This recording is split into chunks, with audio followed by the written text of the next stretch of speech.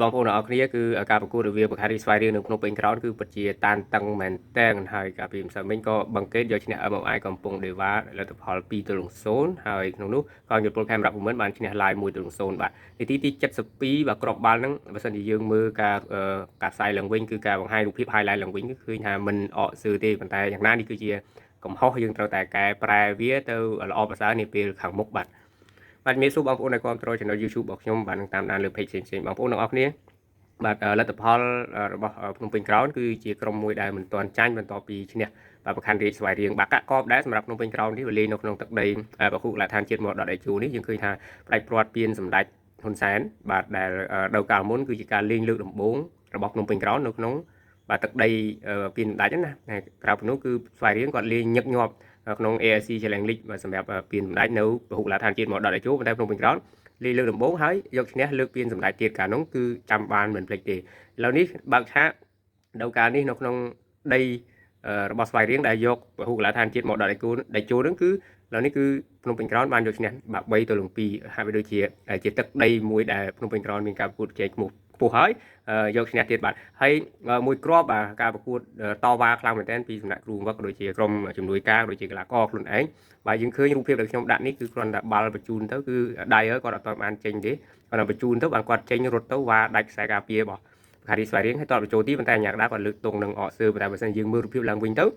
គឺបាល់ហ្នឹងគឺអត់អកសើទេតែយ៉ាងណាគឺនេះជាគេហៅថាអាញាកដាក៏ជាមនុស្សដែលខ្ញុំធ្លាប់និយាយកន្លងទៅប៉ុន្តែគាត់ថាបើសិនជាយើងខុសច្រើនពេកក៏វាអត់ល្អដែរធ្វើឲ្យបងប្អូនយើងរិះគន់ច្រើនអញ្ចឹងណាតែសង្ឃឹមថាគណៈកម្មការឬក៏អ្នកគ្រប់គ្រងអាជ្ញាកណ្ដាលដូចជាស្ថាប័នដែលពាក់ព័ន្ធហ្នឹងគឺគាត់យកចិត្តទុកដាក់ឲ្យបានខ្ពស់បន្ថែមទៀតដើម្បីពង្រឹងសមត្ថភាពអាជ្ញាកណ្ដាលនេះអ្វីដែលខ្ញុំចង់និយាយមានតែប៉ុណ្្នឹងទេពីព្រោះឃើញបងប្អូននៅក្នុងបណ្ដាញសង្គម Facebook ហ្នឹងគឺទាំង YouTube ទាំងអីហ្នឹងគឺកាត់វីដេអូឬក៏អីហ្នឹងគឺនិយាយច្រើនហើយអញ្ចឹងខ្ញុំអត់និយាយអីទៀតទេបាទបង្កេតគឺបង្ហាញគុណផលការលេងយ៉ាងល្អទៅនឹង MOI កំពង់ដេវ៉ាដែលជាគេគិតថាជាក្រុមកំពុងតែឡើងជើងមួយបាទយកឈ្នះដាច់ប៉ាត់ទៀតណា2-0គឺអត់មានរបូតក្របបាល់ទេបាទក្នុងនោះក្របបាល់មាន Luis Veli និង Il Sawanda ដែលរកក្របបាល់បញ្ចូលទីហើយកងជប៉ុនខេមរៈភូមិន្ទគឺ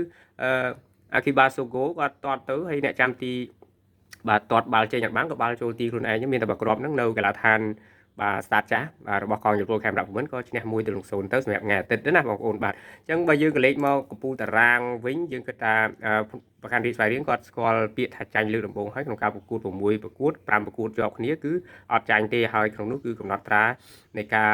លេងបាទ4ប្រកួតជាប់គ្នានៅលីកកំពូលកម្ពុជានេះគឺអត់របូតក្របបាល់តតែសោះជាកំណត់ត្រាដ៏ល្អបំផុតមួយនៅក្នុងកំណត់ត្រាជាប្រវត្តិសាស្ត្រនៃក្លឹបនៅលីកកំពូលកម្ពុជាដែលលេង4ប្រកួតដំបូងអត់មានអ្នកណារបូតក្របបាល់នោះ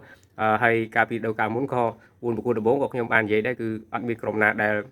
គេហៅថាទប់ clean sheet យ៉ាងនេះគឺរបូតក្របបាល់គ្រប់តែគ្នានឹងមានក្រុមមិនចាញ់សោះគឺមានកងជប៉ុនខេមរៈភូមិន្ទគឺក្នុងនោះគឺ5ប្រកួតមានឈ្នះ2បាទស្មើ3ហើយក្រុមដែលមិនចាញ់មួយទៀតគឺក្រុមភ្នំពេញក្រោននឹងឯងគឺ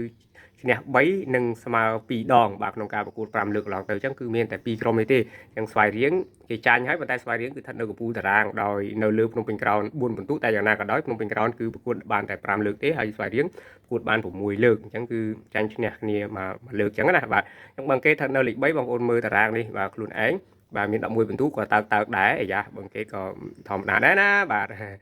ចាញ់ស្វាយរៀងមែនប៉ុន្តែឥឡូវនេះគឺមកឈ្នះ MOI ឈ្នះអីហូហែមកហើយក៏ឡើងបាន11ពិន្ទុ Nagawal មាន10ពិន្ទុសិតតែប្រកួតប្រជែងខ្ពស់ហើយបាទដែល Nagawal និងបង្កេតនេះសិតតែក្រុមដែលចាញ់ស្វាយរៀងទាំងពីរក្រុមបាទអង្គរ Tiger ស្ថិតលេខ5នេះក៏ក្រុមចាញ់ស្វាយរៀងដែរហើយលេខ6កងជប៉ុនខេមរៈភូមិន្ទលេខ7វិសាខាបាទឈ្នះបាទពលឹងចុងសក់សម្រាប់វិសាខានេះស៊ីគេ2-0ហើយ CMI កំពុងធាស្រ័យ CISI និងកោសែនជ័យ2-0មុនហើយរហូតដល់បាទចុងម៉ោងគេតាមបាន2-2វិញរហូតដល់90បូកសល់តែមួយតែតបាក់បាល់នឹងចប់ការប្រកួតគឺបាទបានយកឈ្នះ3-2វិញបាទលេខ8 MOI លេខ9គិរីវង្សសុកសែនជ័យក្រុមដែលមិនទាន់ឈ្នះគឺបាទ Live Captain នោះហើយនឹង ISI និងកោសែនជ័យគឺមិនទាន់ឈ្នះទេបាទអញ្ចឹងសប្តាហ៍បន្ទាប់បងប្អូនខ្ញុំជូនបងប្អូនហើយសប្តាហ៍បន្ទាប់ថ្ងៃទី4ខែតុលា MOI កំពង់ដេវ៉ាជួបនឹងកងជប៉ុនខេមរៈភូមិន្ទនៅកីឡដ្ឋានព្រីនហើយ ISI និងកោសែនជ័យទឹកដីខ្លួនឯងប៉ះនឹង Live Captain នោះតែក្រុមទាំងពីរនេះសិតតែជាក្រុមដែលមិនទាន់ឈ្នះដូចគ្នាតើថ្ងៃ4ដុល្លារហ្នឹងក្រុមណាដែល មានឱកាសក្នុងការឈ្នះលើកដំបូងនេះគួរចាប់អារម្មណ៍ដែរណាបាទសម្រាប់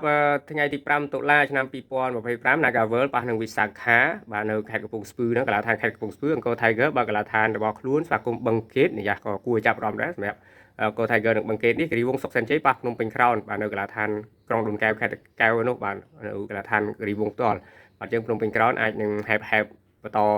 បាទការប្រកួតទី6របស់ខ្លួនអាចនឹងតំណងនឹងឈ្នះអីចឹងទៀតណាបាទគាត់តំណងទេប៉ុន្តែបើឈ្នះទៅគឺបន្ទុកកាលណាគៀកកិតនឹងស្វ័យរៀងហើយស្វ័យរៀងគឺថ្ងៃ4ថ្ងៃ5ដុល្លារនេះគឺសម្រាប់បាទអត់មានការប្រកួតទេបាទអរគុណបងប្អូនអរគ្នាពួកការតាមដានវីដេអូខ្លីនេះយើងនឹងជួបគ្នាវីដេអូវែងៗក្រោយទៀតបាទ